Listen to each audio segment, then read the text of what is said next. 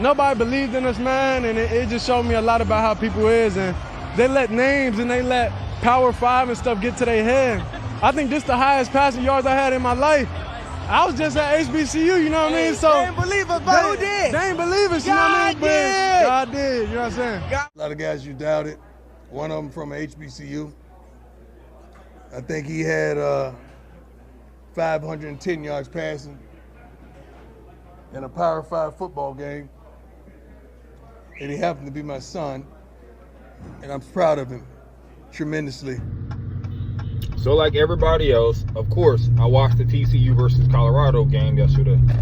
And I watched the game. It was a great game, by the way. I thought that the game was great. I enjoyed watching, watching the game itself. But the end of the game comments caught me a bit off guard. Listening to the players and listening to Deion, and it almost seems like, they made it about whether or not people believed in them or believed that they could play at that level. No, that's not what the issue is at all.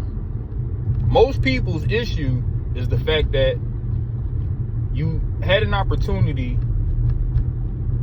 with the talent that you were recruiting and able to recruit, to take a HBCU and elevate that HBCU, to maybe Power 5 level. He had an opportunity to do something that's impossible, and with him at the helm, seemed very possible. You know what I'm saying? And that's what everybody was upset about. I don't think anybody doubted the fact that, because as long as you got talent, you're gonna be able to play with anybody. And who's not gonna want to go and play with Deion Sanders?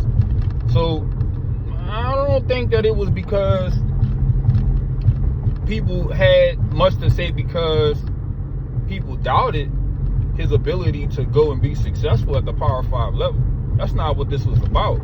The issue for many of us, myself included, was the fact that I just feel like he had an opportunity to do something and change the landscape of college football, college sports in general, when it comes to black athletes staying at black schools.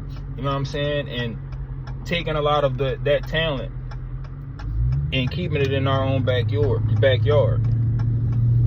That's what I think a lot of people was upset about. You know what I'm saying? Like, as soon as the money came, you dipped.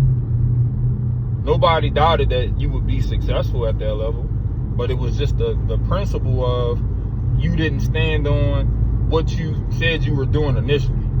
That's how a lot of us felt. But congrats to Deion and Colorado, you know what I'm saying, for winning their first game, knocking off number 17 ranked TCU.